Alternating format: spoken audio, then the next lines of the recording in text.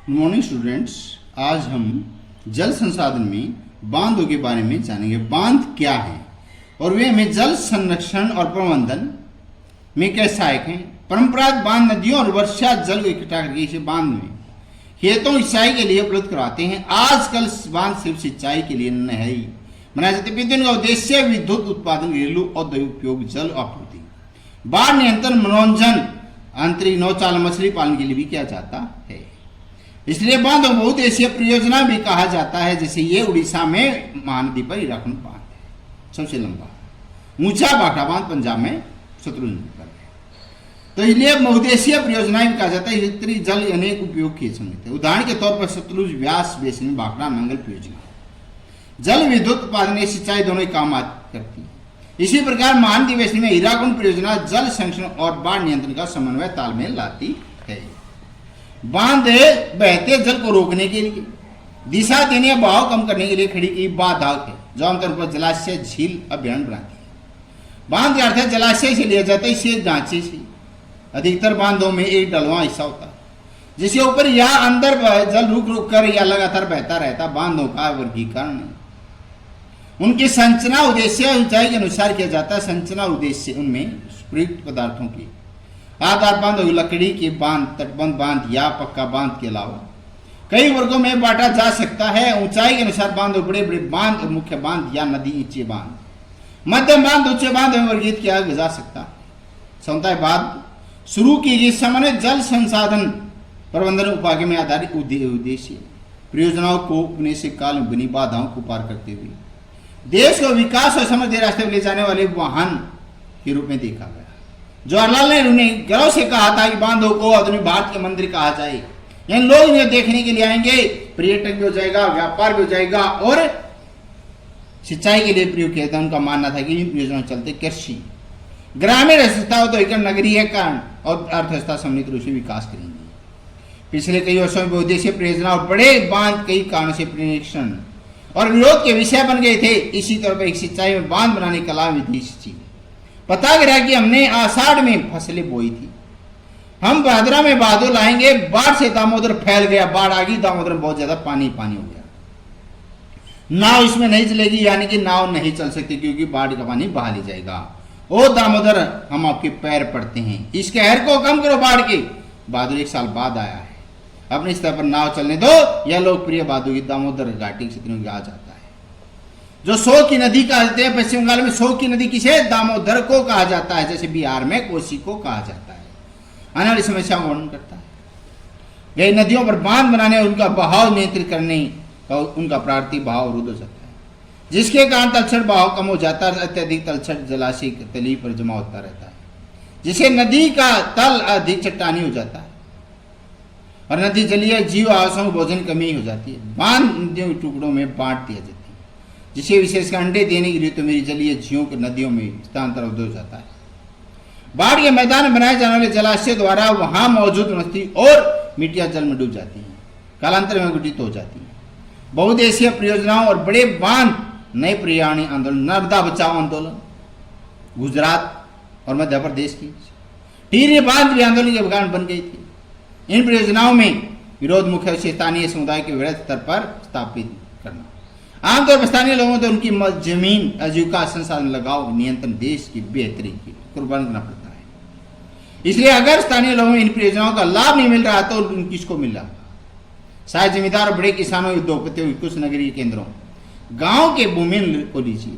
क्या वे वास्तव में ऐसी परियोजनाओं से लाभ उठाते? सिंचाई ने कई क्षेत्रों में फसल प्रारूप प्रतिरूप कर दिया, जहां किसान जल गहन वाणिज्य व्यापार फसलों की ओर आकर्षित हो रही है। इसे मृदाओं के लवणीकरण जैसे गंभीर परिस्थिति के परिणाम हो सकते हैं। इसी दौरान इसने अमीर भूमि मालिकों, गरीब किसानों को सामाजिक दूरी बढ़ाकर सामाजिक परिवेश बदल दिया, वातावरण को बदल दिया। जैसे हम देख सकते हैं कि बांध उसी जल के अलग अलग उपयोग और लाभ चाहने वालों को भी संघर्ष पैदा करते हैं। गुजरात में साबरमती बेसिन सूखे के कारण दौरान नगरीय क्षेत्रों में अधिक जल आपूर्ति पर परेशान किसान आमतौर पर उतारू गए। बहुउद्देशीय परियोजनाओं की लागत, बलाव के बंटवारे लेकर अंतर्राज्यीय एक राज्य दूसरे राज्य में विवाद झगड़े आम होते रहते हैं। नर्मदा बचाओ आंदोलन में गैर सरकारी संगठन एनजीओ है। जो जनजातीय लोगों, किसानों, प्रयाणिकों और मानवाधिकारों का रेतम गुजरात में नर्मदा नदी पर सरदार सरोवर बांध के विरोध में लामबद इकट्ठे हुए थे। मूल रूप से शुरू में यह आंदोलन बांध के पानी में डूबने जैसे पर्यावरणीय मुद्दों पर केंद्रित था।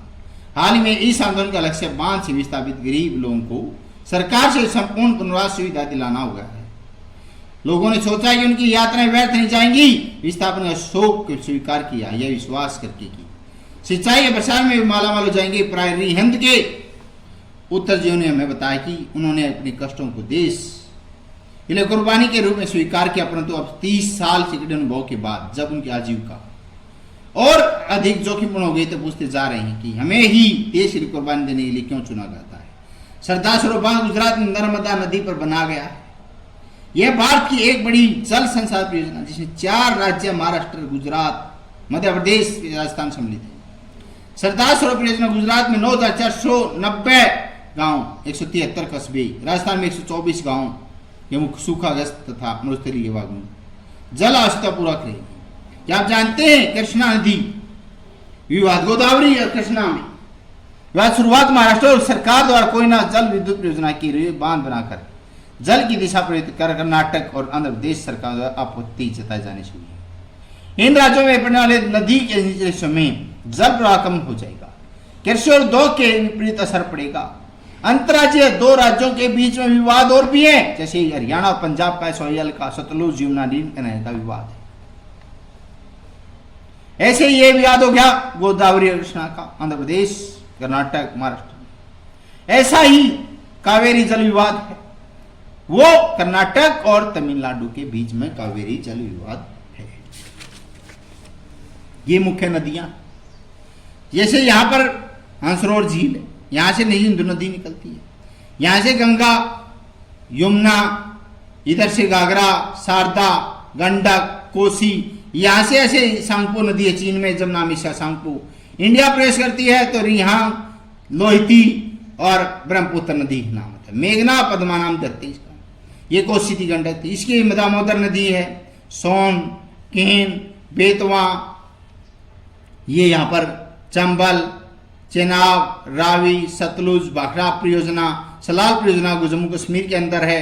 रावी नदी पर 3 बांध है। तो राणा प्रताप सागर बांध गुजरात में, ये चंबल नदी पर, कोटा बैराज बेतवा नदी पर, नर्मदा नदी पर सरदार सरोवर बांध है गुजरात के अंदर, ताप्ती नदी है। ये यहाँ पर महानदी है, उड़ीसा में हीराकुंड बांध है। तो ये कोनार, यहाँ पर ये गोदावरी नदी आ रही है। गोदावरी में प्रवार गोदावरी कोयना कृष्णा नदी पर नागार्जुन आंध्र प्रदेश के अंदर नागार्जुन परियोजना, तुंगभद्रा नदी तुंगभद्रा। ये कावेरी नदी है, कर्नाटक और तमिलनाडु विवाद है। मैटूर बांध है, इसमें पेरियार नदी, पेरियार ये दिखा रखा था। तो अब है नदी परियोजना उठी है, अधिकतर आपत्तियां उनके उद्देश्यों में विफल हो जाने पर। यह भी मना ही है कि जो बांध बाढ़ बन जाते उनके उद्देश्य तलछट जमा होने से बाढ़ आने का कारण बन जाती है। अतः वर्षा होने के कारण दशा में तो बड़े बांध कई बार बाढ़ नियंत्रण में सफल रहे थे। आपने पढ़ा हुआ कि 2006 में महाराष्ट्र और गुजरात में भारी वर्षा के दौरान बांधों छोड़े गए जल की वजह से बाढ़ की स्थिति विकट रूप, बहुत भयानक विकराल रूप ले लिया था। इन बाढ़ों से नहीं केवल जान माल का नुकसान हुआ था, पितु मृदा प्रदन यानी भूमि का कटाव बहुत ज्यादा हो गया था। बांध जल से तलछट जमा होने से अर्थ है कि यानी कि बांध से मिट्टी नहीं आ जाती है, जैसे जलोढ़ कहते हैं, जिसे बांध घर खातर कहते हैं, इसे एक रेवा भी कहते हैं, गाद भी कहते हैं। एक प्राकृतिक अवरोध बाढ़ के मैदानों में नहीं पहुंचती, जिसके कारण भूमि निकरण समस्याएं बढ़ती है। यही माना जाता है बहुउद्देशीय परियोजना के कारण भूकंप आने की संभावना बढ़ जाती है और अत्यधिक जल के उपयोग से जल जनित बीमारियां, फसलों कीटाणु जनित बीमारियां और प्रदूषण फैलाते हैं। आज